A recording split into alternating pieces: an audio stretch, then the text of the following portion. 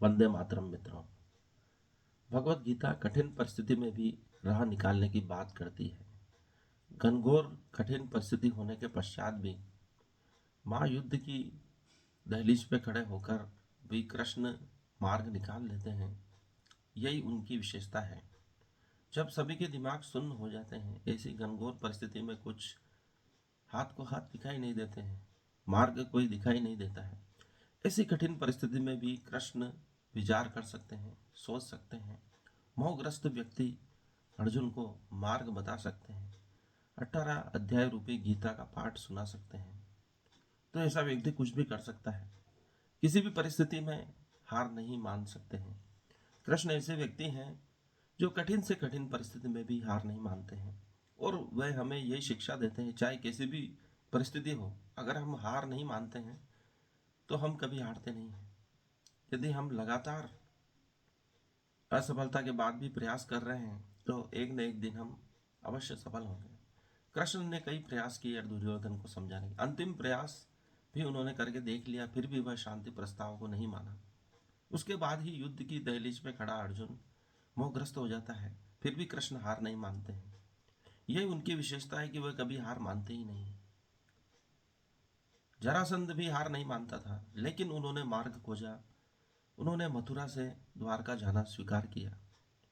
जब दूसरा व्यक्ति भी हार नहीं मान रहा है तो भी कृष्ण हार नहीं मानते हैं, वह तीसरा ही उपाय ढूंढ लेते हैं। स्टीव जॉब्स ने कहा था, यदि स्वयं को मार्ग नहीं दिख रहा है तो बेशर्म हो जाओ, दूसरों के उपायों की नकल करो और उनसे भी बेहतर कार्य करके बताओ। अर्थात किसी भी स्थिति में मनुष्य को रुकना नहीं है, हार नहीं मानना है। यही कृष्ण की शिक्षा है। चाहे युद्ध की स्थिति खड़ी हो, फिर भी अपनी विचारना शक्ति को हमें जिंदा रखना है, कुछ बेहतर सोचना है ताकि मानवता का कल्याण हो सके। स्टीव जॉब्स ने कहा कि उन्होंने नकल की है और इसके लिए वे बेशर्म हैं, क्योंकि उन्हें बेहतर आइडिया कहीं से भी मिलता है तो वे ग्रहण कर लेते हैं। हनुमान जी भी रावण की सभा में जब उन्हें बंदी बनाया जाता है तो रावण को समझाते हैं कि वे जो उन्हें समझा रहे हैं वो उसके कल्याण के लिए है, और बेहतर बात कहीं से भी मिले ग्रहण कर लेनी चाहिए, अच्छी बातें कहीं से भी मिले ग्रहण कर लेनी चाहिए और इसे जीवन में उतारना चाहिए। हमें चारों तरफ देखना चाहिए कि क्या बेहतर हो रहा है, उससे हम क्या उपाय ढूंढ सकते हैं अपने बेहतर जीवन के लिए। कृष्ण यही कह रहे हैं कि ये जो बेहतर बातें हैं कई पूर्व जन्मों में हो चुकी हैं। अर्जुन, तुझे तो याद नहीं है लेकिन मुझे याद है। उस ज्ञान को मैंने सूर्य को दिया था, सूर्य से मनु को आया, मनु से इक्ष्वाकु को मिला। इस प्रकार यह ज्ञान पूर्व में था, लेकिन तुम भूल चुके हो। जब युद्ध की कठिन परिस्थिति उत्पन्न हो गई है तो उसी ज्ञान की आवश्यकता है, वो मुझे याद है। इसलिए जीवन में गुरु की भी आवश्यकता है। बहुत सारी बातें शास्त्रों में लिखी है, हम उन्हें पढ़ते भी हैं लेकिन समझ नहीं पाते हैं। उसको एक गुरु ही बेहतर तरीके से समझा सकता है।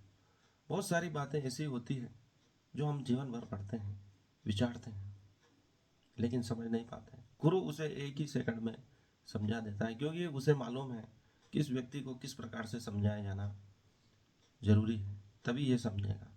गणित के सवाल को कई विधियों से किया जाता है, लेकिन शिष्य को उस विधि से समझाया जाता है जिससे वह कर सके और परीक्षा में पास हो सके। गुरु वही कार्य करता है, वह आपको परीक्षा में पास करने की विधि बता देता है। कृष्ण भी यही कर रहे हैं। वह अर्जुन को अंतिम समय में कुंजी दे रहे हैं। समस्त उपनिषदों, वेदांत का सार उन्होंने भगवत गीता में पिरोया है। वह ऐसी परिस्थिति है कि अब उसे महत्वपूर्ण प्रश्न नहीं समझाए जा सके। यह भारतीय दर्शन के सबसे महत्वपूर्ण सूत्रों का संग्रह है, जिसे पढ़कर कोई भी भारतीय दर्शन को समझ सकता है। यह वेदांत का अंतिम उपादान है, जिसको पढ़कर कोई भी इस जीवन महासमर को पार कर सकता है। कृष्ण वही करते हैं। अंतिम समय में उसे वे महत्वपूर्ण सूत्र देते हैं जो उसे जीवन युद्ध को भी जिताएंगे और इस महाभारत जैसे युद्ध को भी जिताएंगे। हर गुरु यही करता है कि जो भी जीवन में इतिहास में बेहतर हो चुका है उससे प्रेरणा लेता है। जबकि समाजशास्त्री मीड कहता है कि मनुष्य का व्यवहार पूर्व अनुमानित नहीं होता है, जबकि पार्सन्स समाजशास्त्री कहते हैं कि मनुष्य का व्यवहार जो है पूर्व अनुमानित होता है। कृष्ण भी यही कहते हैं कि तेरा व्यवहार जो है पूर्व अनुमानित है, तुझे वही करना है जो भाग्य में लिखा है। तेरे भाग्य में युद्ध लिखा है और ये सब मारे जा चुके हैं। तुझे तो अभिनय की भूमिका ग्रहण करनी है, जैसा कि भीड़ कहते हैं। तुझे तो रोल टेकिंग करनी है, तुझे रोल निभाना है एक बेहतर योद्धा का, क्योंकि तू क्षत्रिय है, तुझे क्षत्रिय धर्म का पालन करना है, क्षत्रिय धर्म का रोल टेकिंग करना है, भूमिका ग्रहण करनी है, जो कि मीड की बात है, जो समाजशास्त्री कहते हैं। अर्थात मनुष्य का व्यवहार पूर्व अनुमानित भी होता है और पूर्व अनुमानित नहीं भी होता है, उसके बीच का होता है। लेकिन जब कृष्ण जैसा गुरु उसे सही दिशा देता है तो वह उस मार्ग पर चल पड़ता है जो नीति ने लिखा है, क्योंकि अपने पूर्व अनुमानित व्यवहार से वह विचलित हो रहा था। अर्जुन वह उस दिशा में जा रहा था जो संन्यास का मार्ग है, वह क्षत्रिय का मार्ग नहीं है। कृष्ण उसे उसी मार्ग पर लाना चाहते हैं जो कि उसकी नीति में लिखा है, उसके स्वधर्म के अनुसार है। वह स्वधर्म उसका निर्मित हुआ है क्षत्रिय धर्म से और उसी की पालना उसे जीवन भर करनी है। यदि वह संन्यास का मार्ग अपनाता है तो वह पलायनवादी हो जाएगा, लेकिन क्षत्रिय धर्म का पालन करता है तो वह अपने स्वधर्म के अनुसार मोक्ष को प्राप्त होगा, यदि वीर गति को प्राप्त हुआ है। यदि वे जीतता है तो राज का उपभोग करेगा। इस प्रकार कृष्ण उसे स्पष्ट उसका भविष्य दिखाते हैं और वह अंततः समझ जाता है कि क्षत्रिय धर्म ही उसका असली धर्म है। अर्थात उसका जो स्वधर्म है उसके पूर्व व्यवहार को, उसके व्यवहार को निश्चित करता है। वह अनुमानित व्यवहार है, जैसा कि पार्सन्स समाजशास्त्री कहते हैं कि मनुष्य का व्यवहार पूर्व अनुमानित होता है।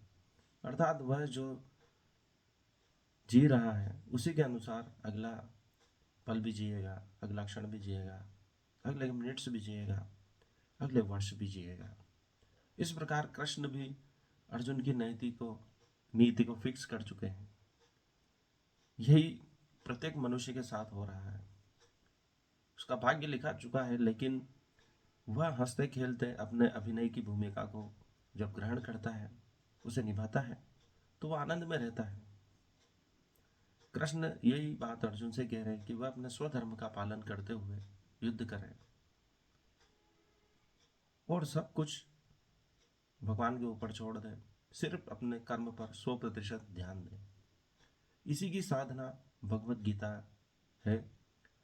वही दृष्टा होना है, वही अपने स्वधर्म का पालन करना है और यही मध्य में रहने का सिद्धांत है, जिसकी बात बुद्ध भी कहते हैं। न तो हमें अति में जाना है और न ही हमें गर्त में जाना है, हमें मध्य की अवस्था में रहना है, बीच की अवस्था में। यही आनंद की अवस्था है जिसे प्राप्त करने के लिए कृष्ण अर्जुन को कह रहे हैं। धन्यवाद, आज के लिए इतना ही। इस वीडियो को लाइक करें, चैनल को सब्सक्राइब करें। धन्यवाद।